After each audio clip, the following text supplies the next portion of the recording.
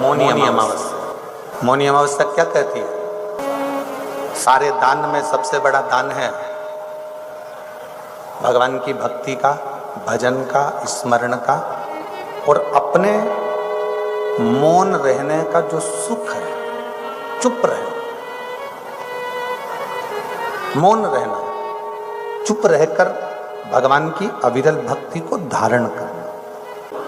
मौनी अमावस्या के दिन एक बात बहुत अच्छे से समझ लीजिए, जिसके घर में क्लेश होता हो, अशांति रहती हो, क्लेश रहता हो या छोटी छोटी बात पर विवाद चालू हो जाता हो, या पति पत्नी में, परिवार में, सास बहू आदि कादिक में कहीं ना कहीं कुछ अगर विवाद रहता हो, तो शास्त्र कहता है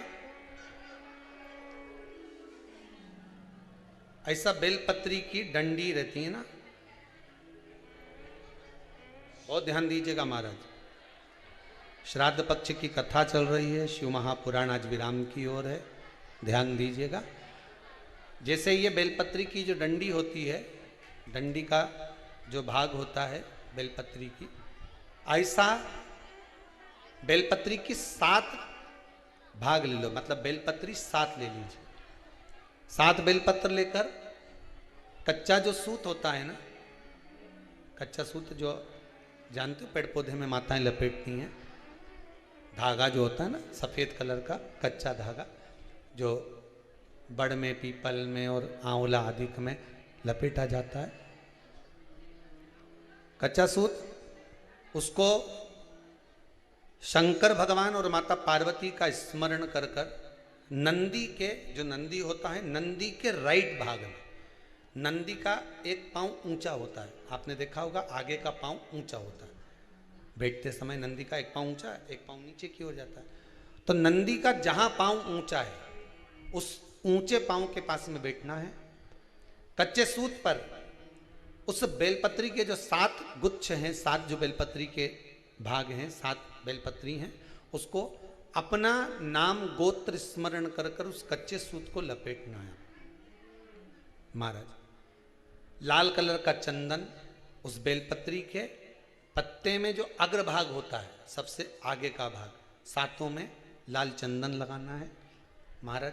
उस चंदन को लगाकर आप प्रदोष काल में शंकर भगवान को समर्पित अगर करते हैं तो जिस घर का गोत्र बोला है उस घर में कभी क्लेश नहीं हो सकता, उस शांति का अनुभव, उसमें क्लेश नहीं हो सकता। एक धागा होता है पक्का धागा, एक धागा होता है कच्चा धागा, बहुत ध्यान दीजिएगा महाराज। पक्के धागे से नहीं लपेटना सफेद, कच्चा जो धागा पीपल में, बड़ में या आंवला आदि में जो हम लोग लपेटते हैं पूजन करते समय, वो कच्चा धागा। और एक बात और आपको कहने,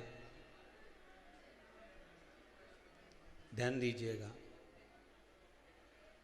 अगर मान लो किसी पति पत्नी का तलाक तक की नौबत हो गई और तलाक नहीं कराना है, आपस में वापिस प्रेम बढ़ जाए, छोरी वापिस घर में रहे, बेटा उसको रखे, बहू रहे, आपस में प्रेम बढ़े, वो भले मायके चली गई हो, वो भले लड़का छोड़कर चले गया हो, अकेली रह रही हो और चाहती है कि मैं पति के साथ रहना है, तलाक नहीं होना चाहिए, हम दोनों में प्रेम रहे, वो संभाले मेरे को भी और मैं भी आदर करूं, वो भी आदर करे।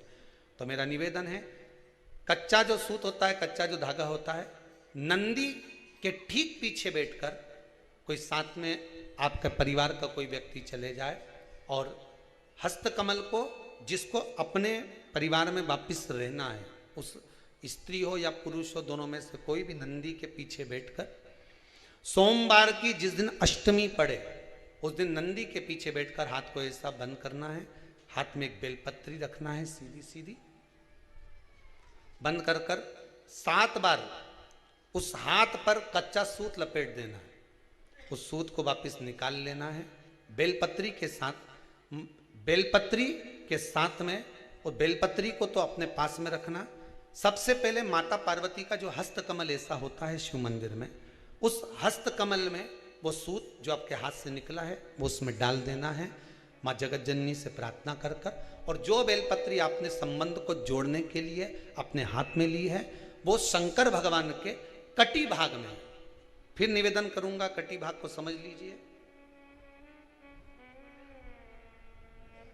ये शिवलिंग रखा है, जहां पर शंकर भगवान का शिवलिंग, माता पार्वती जी के हस्त कमल पर जो शिवलिंग रखा है, ये भाग कटी भाग कहलाता है। इस जगह पर जहां शंकर और पार्वती का मिलन हुआ है, उस जगह पर उस बेलपत्री को रख देना है। महाराज ज्यादा से ज्यादा 3-4 महीने लगते हैं, दोनों में वापिस प्रेम बढ़ जाता है, दोनों एक हो जाते हैं। तलाक तक बात चल भी रही हो तो वो तलाक समाप्त हो जाता है। प्रेम, करुणा, आसक्ति, स्नेह बढ़ जाता है। संबंध टूटने की कतार पर एक बार माता पार्वती को समर्पित तो करो अपना संबंध कि मां अब तुझे नहीं भाना। माना मैंने अपशब्द कह दिया होगा, माना मेरी गलती होगी, थोड़ी गलती उनकी भी होगी, पर दोनों की गलती है मां, अब इस संबंध को तुझे निभाना। जब कच्चा सूत माता के हाथ में रखो तब माता को विनती करना, इस संबंध की डोरी अब तेरे को दे दी। दीन बंधु दीनानाथ मेरी डोरी तेरे, अब यह डोरी मैंने तुमको दे दी है, अब यह संबंध आपको निभाना है, अब ये संबंध मेरा। पतंग उड़े आकाश माने, डोर थारा हाथ मां, ओ भोले मेरी पतंग ऊंची राखना, शंभु मेरी पतंग ऊंची राख, नाव चले मझधार मां, पतवार थारा हाथ मां, ओ भोले मेरी नैया पार लगा, शंभु मारी नैया पार लगा। रथ उब्या में दान माने, डोर थारा हाथ मां, रथुब्या में दान माने, डोर थारा हाथ मां, ओ भोले हमने रण संग्राम जितावजो, शंभु हमने रण संग्राम जितावजो, ओ भोले थारा चरण कमल मारा। हे भगवान, अब ये पतंग इधर उधर ना जाए, इसको साध ले, मेरी डोरी तू पकड़ ले, मेरी ये डोर तुम पकड़ कर भगवान से प्रार्थना करो, निवेदन करो। संबंध टूट रहा है, इसको संभाल लो। घर में क्लेश मच रहा है, इसको संभाल लो। परिवार टूटे ना, आना है जब आए अपन मृत्यु का भान करें। रोज रोज यही बात सोचकर बैठ जाएं कि मेरे को मरना है, मालूम पड़े रोटी खाना ही छोड़ दिया, मरना है, मिन्नी खाऊंगी, मरना है। कई लोगों के मन में बड़ा टेंशन है, बहुत चिंता, ये मत खाना, कुछ हो गया तो। कई लोग आते हैं, कहते हैं गुरुजी हमने जिंदगी में कभी कुछ नहीं खाया, उसके बाद भी ये कैंसर जैसी बीमारी हो गई। जरा जाकर हॉस्पिटल में देखो कैंसर का, ना वो गुटखा खाए, ना वो मदिरा का पान करे, ना कभी उसने पान खाया, ना कभी उसने तंबाकू खाया, इसके बाद भी बीमारी हो गई। पूछा गया कि फिर इसको बीमारी कैसे हो गई, फिर इसको रोग कैसे हो गया, रोग का कारण क्या है, क्यों हुआ, किस लिए हुआ, क्या कारण था जो इसको मनुष्य शरीर में रोग हुआ, क्या हो गया था। शिव महापुराण कहती है, गरुण पुराण कहती है, स्कंद पुराण कहती है, ये आज का रोग नहीं है, ये पुराना है।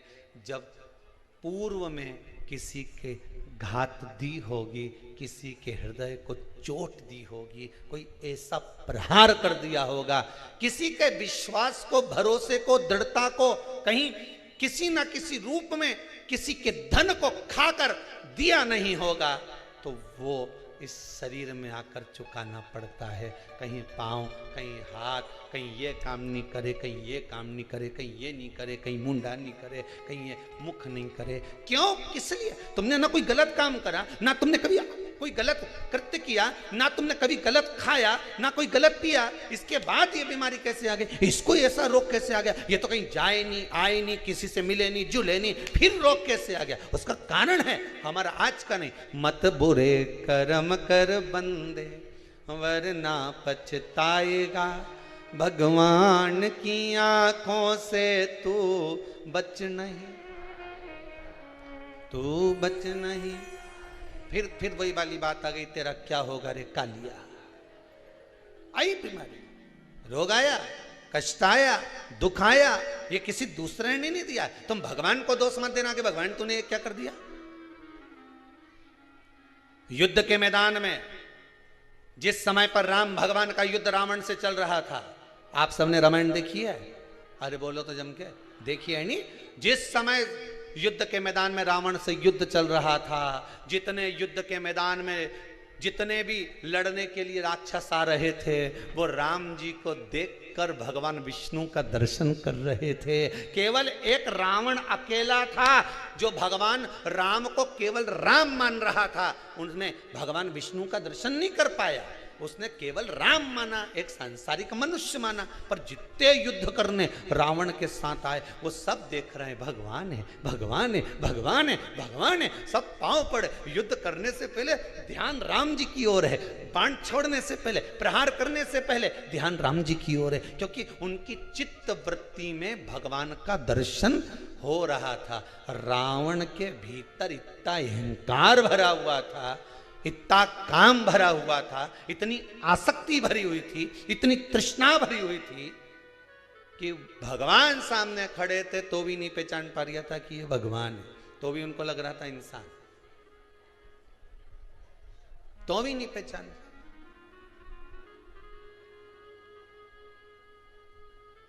भगवान को पहचानना कितना कितना कठिन। ये भगवान है, ये भगवान है। कैसे मुक्त किया जा सकता है? ध्यान से सुनना रे भाई। कई लोग कहते हैं कि श्राद्ध पक्ष आ गया, ये कर लेना चाहिए तो प्रेत योनि से मुक्ति हो जाएगी। पितरों की शांति के लिए ये कर लेना चाहिए तो पितृ मुक्त हो जाएंगे। पहले तो एक बात अच्छे से समझ लो, पितृ मुक्त नहीं होते, उनकी शांति होती। क्या होती है? जम के बोलो जरा। उनकी शांति होती है। जब आप किसी तीर्थ में स्नान कर रहे हो, जब आप किसी तीर्थ में हो, स्नान कर रहे हो, पुण्य कर रहे हो, सत्कर्म कर रहे हो, भजन कर रहे हो, कीर्तन कर रहे हो, मंत्र जाप कर रहे हो, तो उसका एक अंश, एक भाग हमारे पूर्वजों के खाते में, हमारे पितरों के खाते में जाता है, उनके खाते में पहुंचता है। ये निश्चित। आपने किसी ब्राह्मण को भोजन कराया, भले अपने पितरों के निमित्त नहीं जिमाया, कोई ब्राह्मण को एक गिलास पानी पिलाया, भले अपने पितरों के निमित्त नहीं पिलाया, पर आपका एक अंश उसके खाते में चला जाएगा। उससे क्या होगा? पितरों की शांति। और समझ लो, गया जी में पिंडदान कर देने से क्या पितृ मुक्त हो जाते हैं? बद्रीनाथ जाकर कपाल क्रिया करने से क्या पितृ मुक्त हो जाते हैं?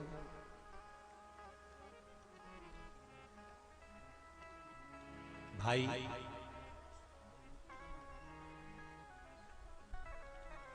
गया जी जाना तो वहां के पंडा जी से पूछना, हम यहाँ पिंड दान कर देंगे तो क्या वो मुक्त हो गए? पंडा जी कहेंगे, आप अपने पूर्वजों को गया का पिंड देकर, उनका पिंडदान कर कर आप उनको भगवान विष्णु के चरणारविंद में छोड़ गए। पर आप घर जाना तो घर पर जब जब श्राद्ध पक्ष आए तब ब्राह्मण को भोजन जरूर करना। भले तुम धूप मत देना, कौवे का मत निकालना, पर एक काम जरूर करना कि ब्राह्मण भोज कराना। उससे क्या होगा?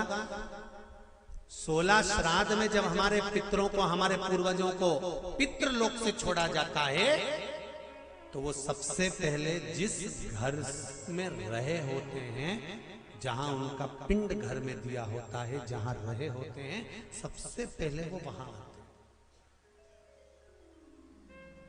सबसे पहले वहां आएंगे। और अगर तुमने उनकी तिथि पर, उनके वार पर अगर आपने भोजन करा दिया है तो उनकी मुक्तता नहीं, उनकी शांति हो जाती है।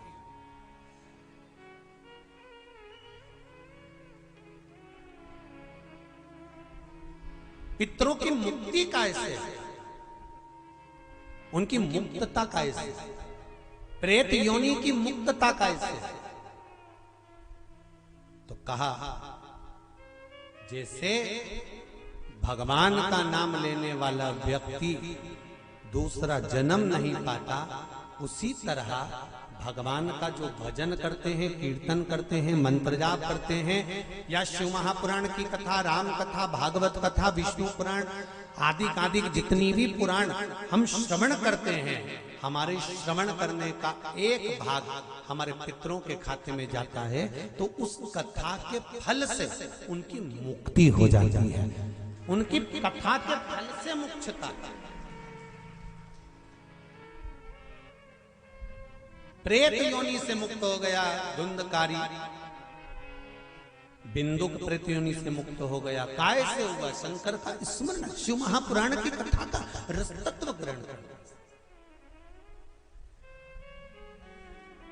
राम कथा, भागवत कथा का मात्र स्मरण करना, उससे मुक्तता।